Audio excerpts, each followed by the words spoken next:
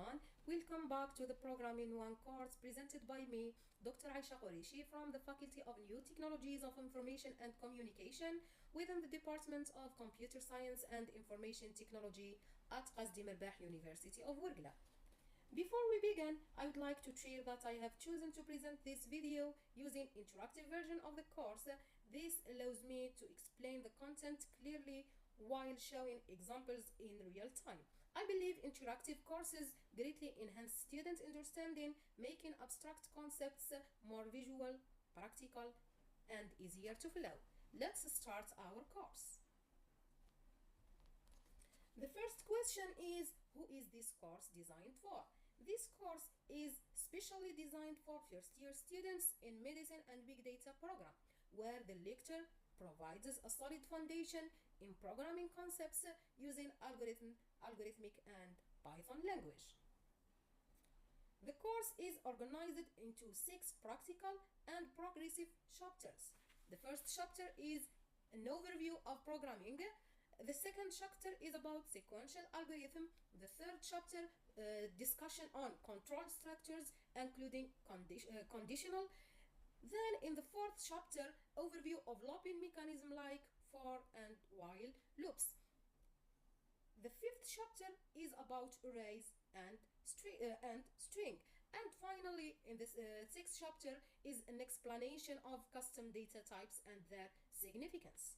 For more information, I have included the mind map of the course to my students.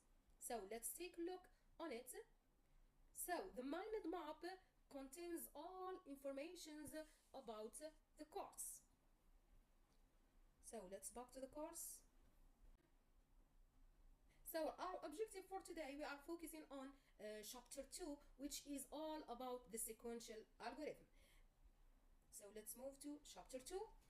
This is sequential algorithms is one of the most fundamental concepts in programming and especially important when we begin applying logic to real world problem in medicine and data analysis. But before we get into the details, let's briefly recall what an algorithm is. An algorithm is a finite sequence of well-defined instructions written in natural or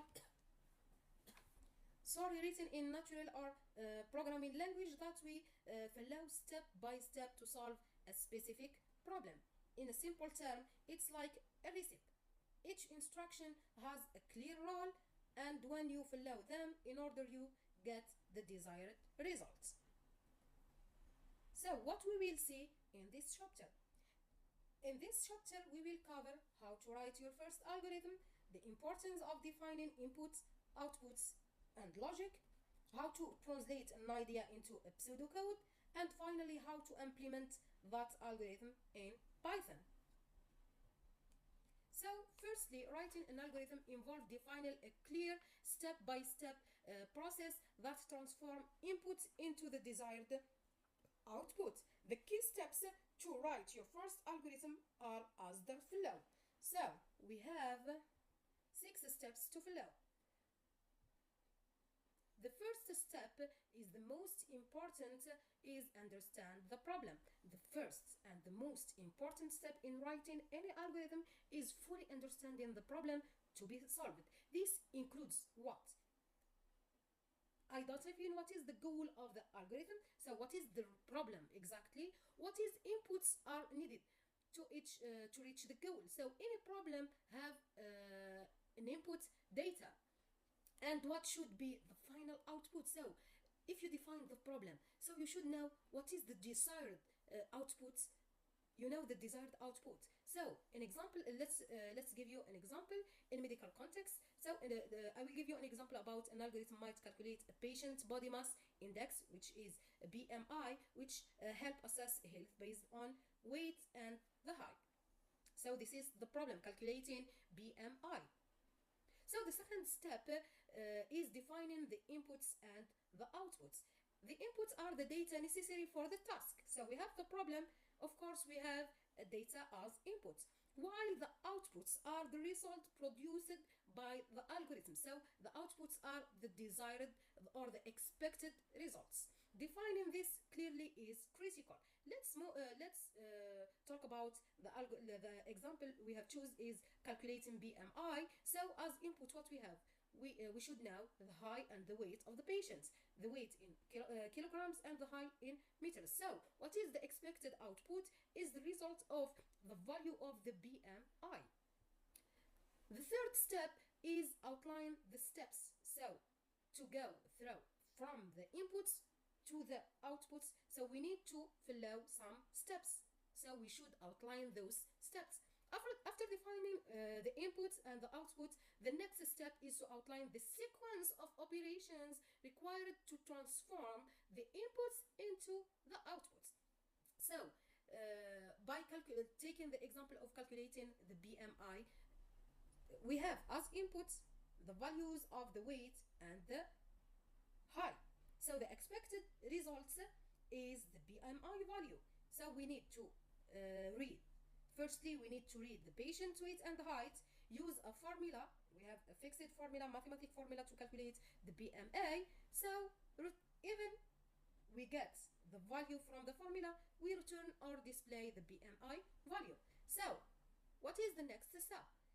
We have our inputs, outputs, and the steps. So we should, once the steps are outlined, writing them in pseudocode, which is what is a pseudocode? Is a way of describing the algorithm in a plain language or a human language, focusing on the logic.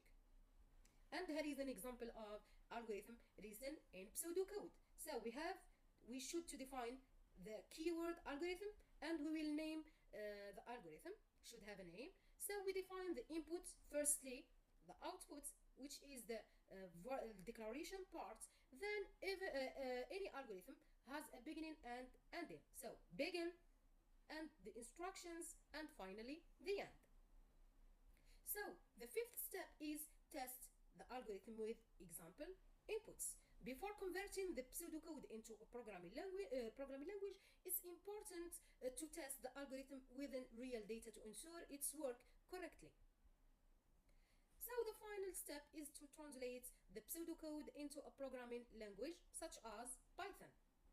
So let's move to managing data, variables, constants, and data types. So data is a fundamental aspect of algorithm. Efficient data handling enables to processing of the input and generating meaningful outputs.